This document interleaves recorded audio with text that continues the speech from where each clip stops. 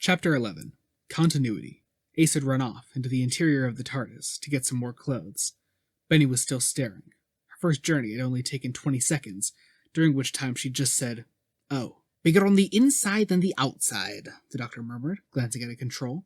"I've heard that before." Benny put a hand on the console to steady herself. "It looks like a police box, and you travel through time and space in it?" "Yes. I hope it has an ensuite bathroom." The doctor pointed with his umbrella. "First left after the zoo." "I see." Benny raised an eyebrow. "It's about time the TARDIS had a clean-out. Dodo keeps getting lost." "Who's Dodo?" "My young companion." The doctor walked slowly around the console, flicking switches randomly. "She talks using hip phrases. She comes from London. She's fashionable. She reminds me of my granddaughter." Benny didn't like the sound of the doctor's voice. "You're not well, are you? Is there something you want to talk to me about?" "Oh." The doctor had his back to her now, and the hunched shoulders reminded Benny of some ancient horror movie. She straightened up, preparing. Oh God, was he going to become a monster? Leap at her? "So much." The voice was a whisper. "Tell me that we'll have time, one day, that I'll be able to explain all I've done." "Of course you will," Benny blurted, extremely nervous now. "Why? What have you done?"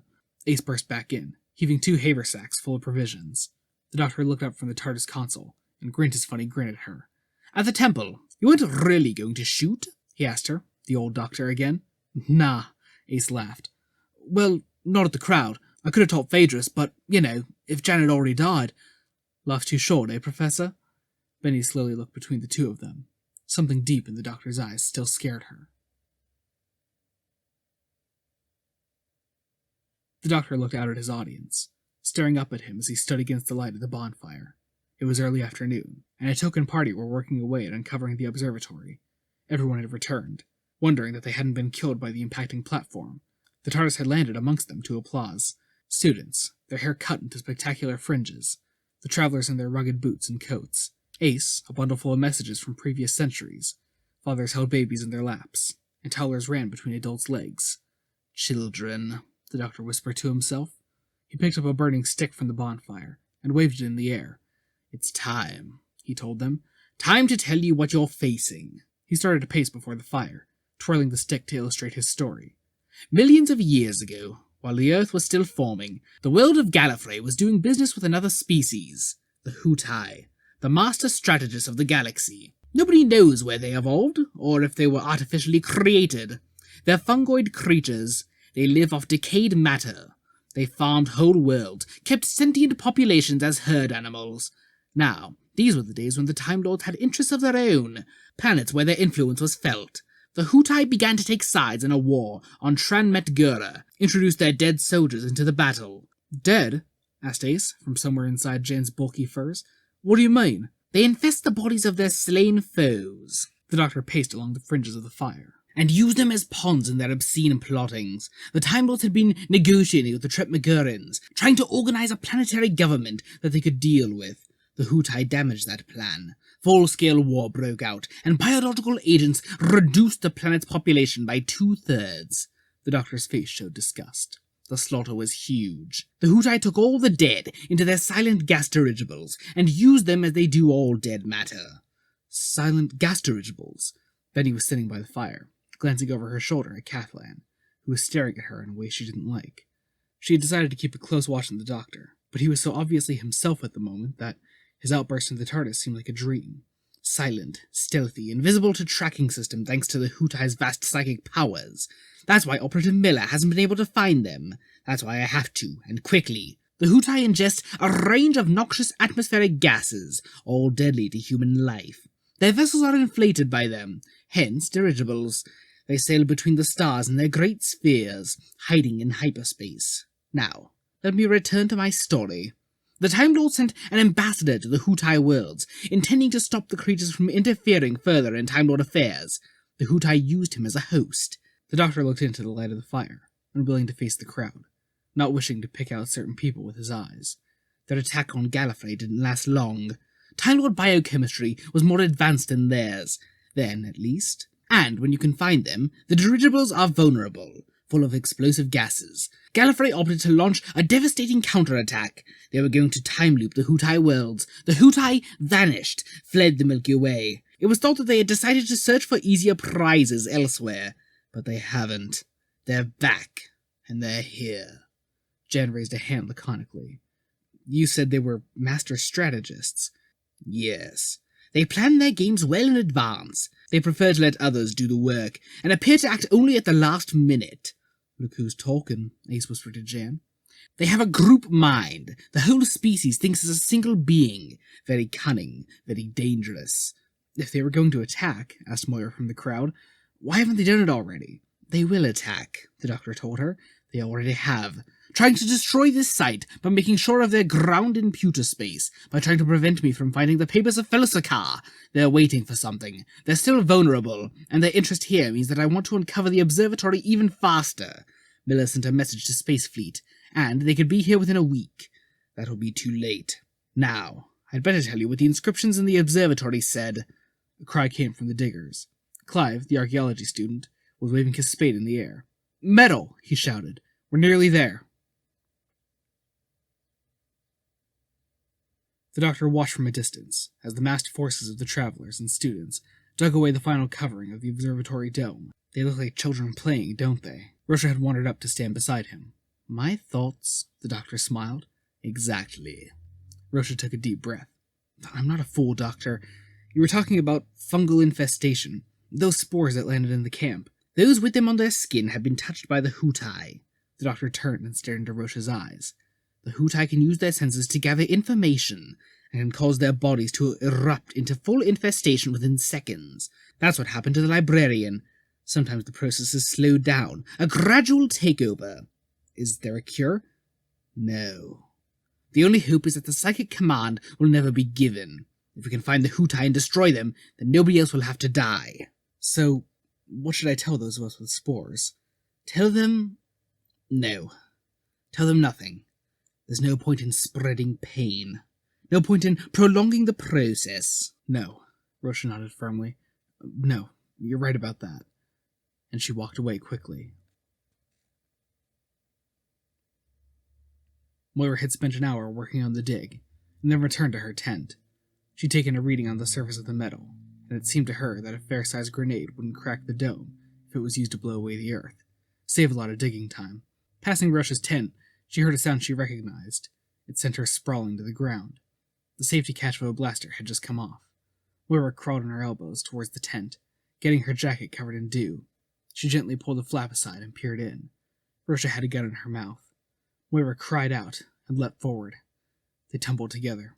Moira aware of how the thing could go off, kill either of them, or both. She pulled it roughly from Rosha's face and fought her for it, smashing her arm against the ground until, sobbing, the woman dropped the gun. They held each other for a long time, Rosha screaming into Moira's shoulder. What is it? What is it? Why couldn't you tell me? Moira cried. Between gasps of breath, Rosha looked up at her. I tried to do it, she sobbed, and I couldn't. I couldn't squeeze the trigger. That's good. Moira hugged her tighter. No, Rosha whispered. No, it isn't. She gazed down at her fingers. They were twitching now, and she wasn't able to stop them. The dome of the observatory was completely uncovered now. It was a hemisphere directly under the great arch, much higher now than all the earth that had been cleared away. It lay in a large depression, mounds of soil all around.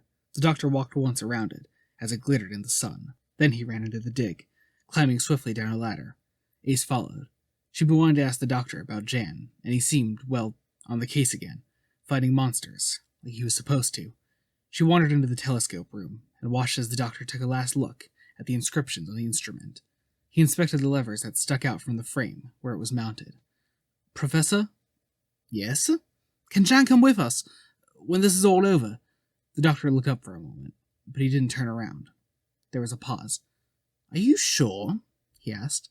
He's not very like you, not very adventurous. He is. He's just been stranded here too long. He's a lot like both of us. I know you better than he does. Ace gritted her teeth. She'd been about to answer that one a bit too directly. I don't know. Maybe. This lever will open the canopy. I think I'd better pull it. And he did. The canopy of the dome began to grind open, on ancient bearings. The doctor rushed around the room, squirting oil on the rim from a small can he pulled from his pocket. Low sunlight slowly filled the observatory as the slats moved aside. Ace looked up to see the travelers standing on the bank's soil. Above them grew the darkening sky. The slats stopped on a level with the arch, which then... "Wicked!" Ace gasped. The silver arch had vanished, without a sound. The travelers whooped and applauded. The doctor began to read from his notebook, checking the right ascension and declination of the telescope, and turning dials to correct them. "The Heavenites knew a thing or two about hyperspace technology," he muttered. "They must have learned it from the Hootai, which is how our astronomer came to make this." He beckoned for Ace to look through the telescope. She lowered her head. It was like Julian's telescope, the one he had in his back garden. They couldn't see much because of the light pollution from London, but once, on a freezing winter evening, Ace had peered down the viewfinder and saw the disk of Saturn, surrounded by its rings. It was a great moment. A world in space. A different planet that was part of real life that you could see from Perryvale. Julian had danced her around the garden, telling her that they'd both go into space one day. She'd made it, at least. And Julian was almost with her, in that terrible afterlife. She pulled her head back from the telescope. "Doctor, what about Julian? Is he part of the Hootai group mind, absorbed by one of their spores. Individual filaments get everywhere, all through space and time. It's how the Hootai collect intelligence, even from dead brains. He can only be free, Ace, if I destroy them. Or... No. Before I tell you that, look down the telescope." Frowning, Ace did so. If Saturn had been everything good, everything transcendent about earthly life, what Ace saw now was everything that had ever hurt her. In the deep blue was death, a tiny shining point of death. One star shone above it, and one below and to the left. The thing showed a disk. Even from here, Ace could feel the ache of it, the final conclusion it spoke of. You lived, and then you died. And if you were really lucky, then you belonged to the Hootai. The doctor opened a page of the papers of Felsakar. On it was a drawing of exactly the view Ace saw through the telescope. "Is that it?" the doctor asked. Ace nodded. "That's the view that our astronomer associated with the ceremony called the Resurrection Dance." The doctor tapped the telescope. "This uses lenses that are part of superstrings that lead into hyperspace. She designed it to see through all their stealth procedures. Do you feel bad looking at the sphere?" "Yes." "That's the power of the Hootai, all their psychic defenses. If you were infected with their spores, you'd be a mass of fungus now." He shivered. "So what were you going to tell me about Free and Julian?" "Space Fleet will be here in 3 days, not a week. I'm hoping they'll wait that long. Traditionally, the Hootai run away from bigger forces." "So you think there are infected people in the traveler camp?" "Yes. They are the eyes and ears of the Hootai. I didn't want to say that because the ones everybody knows about won't be the only ones. I don't want to see them become victims of the other travelers." "They wouldn't do that, wouldn't they? They're humans, aren't they?" "But why don't the Hootai just change them into fungus things now and attack you?" "Not enough of them. The travelers reacted well to the spore scattering. And Christopher, yes, I do know about him. Christopher absorbed many himself." The doctor took out his notebook and frowned at it. Ace raised a finger. "Hey, did you know I wasn't infected?" "I do now." He glanced up at Ace's astonished face. "Joke," he said. 3 days. The fungoid mass in the cellar was twitching again, flicking its tendrils past Phaedrus's face. "We have a shorter time than we expected." "Is that important, Piers?" There was a moment of silence from the fungus. "We are not peers. We are the Hootai." Yes, of course. Haven't the spores infested enough people?" "Amongst the living. But we have other interests. There may be not enough time. It is important that this form remains intact. Bring me more blood." "Your will be done." Phaedrus nodded quickly and retreated. Rosha gently ran a finger along Moira's lips. "Don't ask me about it," she said. "It's one of those things. One of those death things," Moira exclaimed, grabbing the finger. "Blessed be, Rosha, I love you. You can't expect me to stand there and let you die." Rosha lay down and closed her eyes. She'd been playing offhandedly with an open jar of salve, while Moira had shouted at her for 5 minutes. "Do you remember the moment I first saw you? You were backpacking from Ratty's ship, lugging a tent on your own, through the forest of Arden. Yes, Moira lay down beside her. I'd heard that you'd established a camp on Heaven. That was before they cut the White Horse. Right. And you got stuck in some farmer's trap, blood all over the place. Without you, I'd have died. Isn't that one reason why you— No, listen. There isn't much time. I was in love with Jan when I met you. So sure that we were always going to be together. That my first love would be my last. The moment I saw you, Moira Mab Finn, I knew that wasn't true. You were curled up, and you had your foot half off. But you weren't looking to die. You were watching a pair of owls on a branch. I thought they were bloody going to eat me, you romantic idiot. Moira laughed, and pulled one of Rocha's short locks. But you were smiling, and right here I knew, you see, that love isn't made of Jan or of anybody else. It'd be there if people weren't. If you died there in the forest, and I had found your corpse, then those owls would have loved you. Loved you and eaten you, but then your love would support everything in the green. You'd become food, and a home, and a warm place to hide. The goddess would welcome you right back inside her, and sometime in the future you'd be back, your soul in someone else. I want to love you as you are, not when we're other people. I don't want to lose you. Ah, lass. Rocha pulled the laces from her boot, and slipped off her sock. You already have. In the center of Rocha's soul was a thin white mark. Beneath the skin, Moira bit her lip to see a spore, pulsing in a thin stream of blood. You've got to tell the doctor. Moira steadied herself on her lover's shoulders. He can help. I asked him. There's no cure. And besides, Moira, I'm losing control of my limbs. I might kill you. I've already done something terrible. What? Moira ran a hand down her face, fighting the desperation that was screaming inside her. Oh, my love, what have you done? Rocha swallowed and put a hand to her foot. I can't tell you. I was weak. I can hear them in my head, Moira. Don't you think sucking your own gun's a good way to go? No! A traveler doesn't give in to the system by killing herself. A traveler dies with her eyes open. Moira's voice dwindled to a whisper. What am I going to do? You're going to do 3 things, my old love. Rocha pulled her boot back on and laced it up. You're going to look after Jan and marry him to Ace when you've retaken the Great Wheel. You're going to never forget me, or the love we had in the summer before this terrible autumn. How could I? If you're going to go off and die somewhere, let me be with you when you go. No, I can't do that, because of the 3rd thing you're going to do. What's the— Moira shivered and put a hand to her lips. Then she fell to one elbow, struggling to stay upright. Finally, she rolled onto her back with a terrible whimper. Her breathing became deep and steady. Rocha kissed Moira's forehead tenderly, wiping her own finger with a cloth. Sleep, she said. Rocha gathered together a number of provisions and wrapped them in a saddlebag. All the while she was singing an old traveler's saga, one of the 7 tales. It took all her thoughts to remember it, all her mind to consider it. As she left the tent, she took one look back and watched Rocha smile as she fell into some blissful dream. Rocha hoped the song would last her until Joycetown. Benny and Ace were walking through the camp. The doctor had showed all the travelers the image of the papers of Felsikar, and Jan had asked some informed question about orbital positioning and adjustment. Then he had told Ace that it was his turn to gather firewood, and that there would surely be a ceremony of thanks tonight, so he'd better get a lot of it. The doctor had dashed off to call Operative Miller on the radio. What's he like to travel with? Benny asked. The doctor, I mean. Oh, it varies a bit, Ace sighed.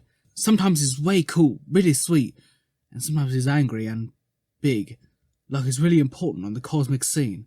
Have you ever heard of somebody called Dodo? Only as in dead as her. What's up? The doctor mentioned her. He seemed a bit confused. Yeah, well, sometimes he is a few pages short of a full script. Are you staying here, then? Setting up a pub with Jan? Ace took a deep breath. No. I want him to come with us in the TARDIS. We'll have to get a double room sorted out. Don't tell anybody. I don't know if Jan's made up his mind yet. Well, I won't. But what about Rocha? You said that you were just staying for the weekend. Well, Ace grinned. Nothing ever goes the way you plan, does it? Jan had assembled a pile of thick logs in a wooded glade, and was swinging an axe at them angrily. He'd go with her, leave all of them behind.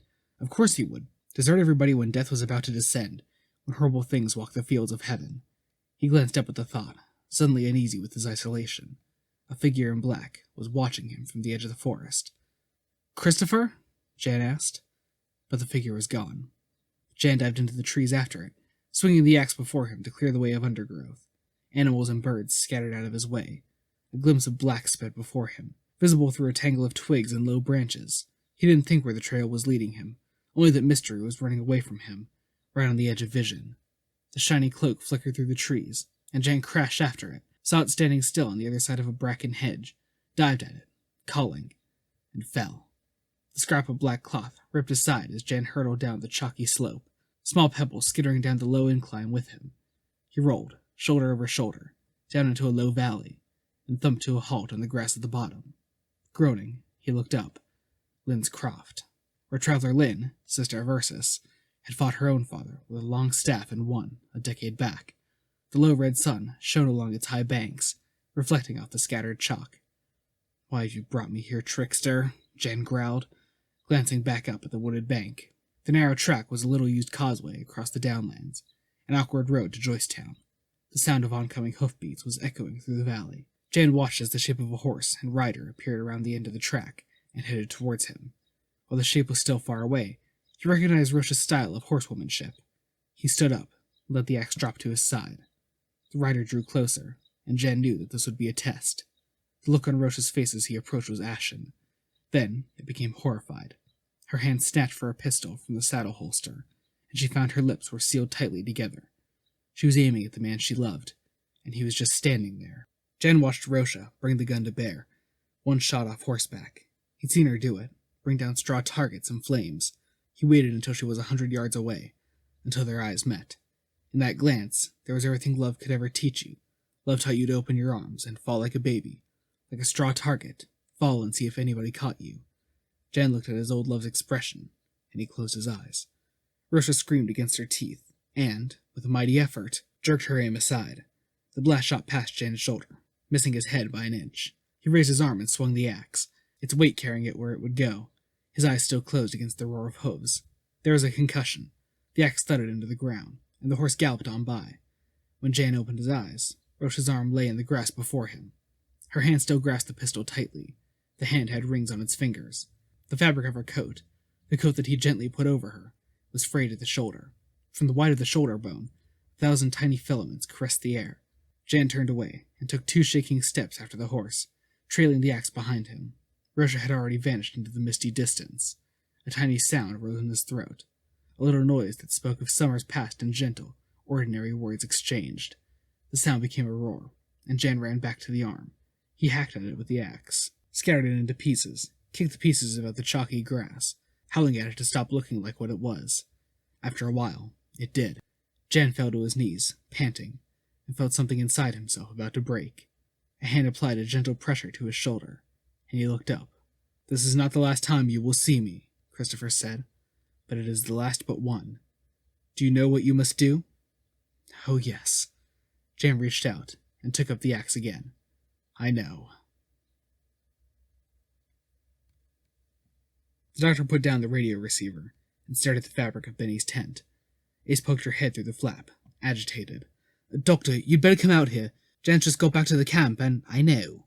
The doctor looked up at her with insane eyes. "Operative Miller says that the launch codes of every ground-based weapon he's got have been scrambled, either by hand or through the pewter space net. I gave him the coordinates of the Hootai sphere. He said he'll pass them on to the fleet. Too late. He could go and raid the vacuum church, or, if he's not allowed to, we can. The Hootai would just activate all their spores. Thousands of people would die now instead of later. Then the Hootai would wait for whatever they're waiting for. The sacrifice of the Heavenites was all in vain. There's nothing left to do. No other move to make."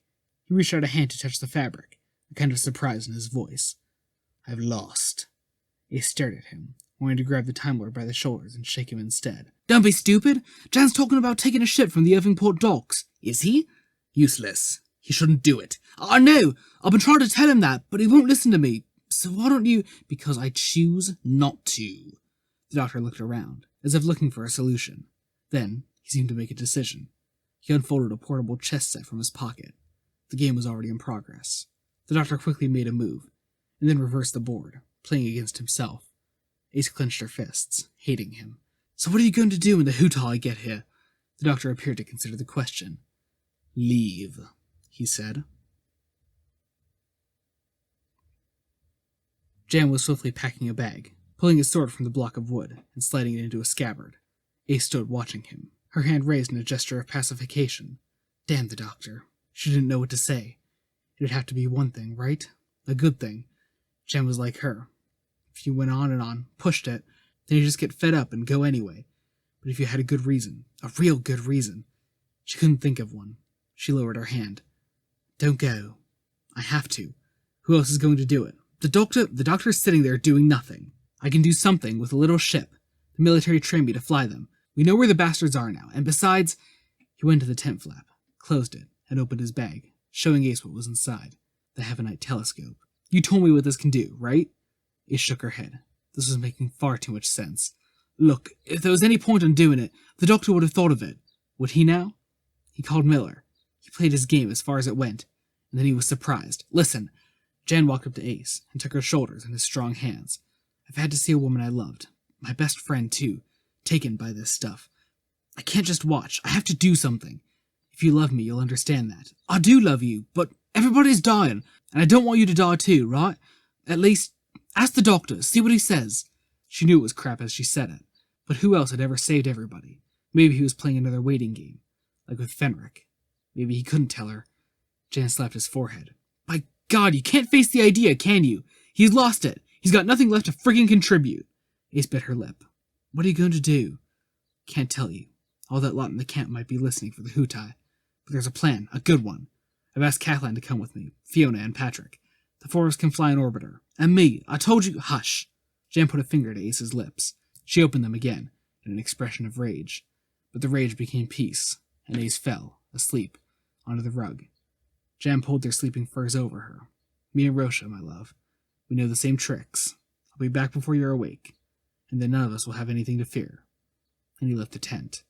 A few moments later, a figure entered. It squatted above the sleeping form of Ace, and dropped a few drips from a bottle onto her lips. The same trick, Moira muttered, feeling Ace's pulse. Now we'll have to save both of the idiots. A bell rang out from the tower of the vacuum church building. Dusk was falling over Joycetown, and the tower was dark against the setting sun. Rosha hid in an alcove, holding the stump of her arm. No pain. That was so strange. She could feel the phantom presence of her arm. The nerve still fired. She could see filaments sticking out from the stump. Filaments that staunched and controlled blood loss, applied anesthetic. So, they nearly had her. She was still free to think, though, and she still repeated her old song. Maybe she'd given away her plan. Maybe they'd heard about... No. Jan, think about... No. Certainly not that. Not him. Rosha forced herself back to remembering a chorus. She touched the 2 packs of chemicals that she'd strapped to her chest, and felt the fuse that ran between them. Well, at least it wasn't going to hurt. She watched as a procession of black-robe acolytes trod, heads down, into the church. Rosha pulled her black silk robe tight about her waist, and pulled one of her own black wool shawls over her head. The very nature of the cult meant that no huge expenditure was made on robes, so her look wasn't that out of place. She joined the end of the procession, keeping her head down. They walked slowly through the gateway. A large acolyte, rifle slung over his shoulder, watched them enter. In a courtyard, each acolyte took a sip of water from a fountain as they passed. Rosha did likewise. They passed inside the building, the man in front of Rosha turning to bolt the wooden door behind them. She quickened her step, as if she got mixed up at the fountain, and he allowed her time to pass. The acolytes dispersed to their cells, amongst the corridors and stairwells of the temple. The door closed in her face, and Rosha was alone, standing at the heart of the building. Perhaps she should pull the fuse now. It would bring the place down, do enough damage. No. If she was strong enough to blank the plan from them, to move against their will, despite the infestation, then she was able to make sure. It took an hour of searching, peering behind different doors, hiding in corners. The temple wasn't exactly a secure installation. It had never needed to be. With such industrial and political support, perhaps they'd been in league with the Hootai for a long time. Phaedrus's office was indicated by his name, burned onto the door. Rosha took a deep breath and walked straight in. Phaedrus was sitting at a desk, a quill in his hand. He looked up as Rosha stepped into the room. This is for Christopher. And my own sins, Rosha whispered. She reached for the fuse, and her hand stopped an inch from the cord. Phaedrus stood up. We were expecting you, I'm afraid. It's good that you've come to us. Now, there's someone living downstairs that I'd like you to meet. He touched Rosha's shoulder as he walked past her, and, without wanting to, she followed him out of the door. Rosha could barely feel the tears on her cheeks.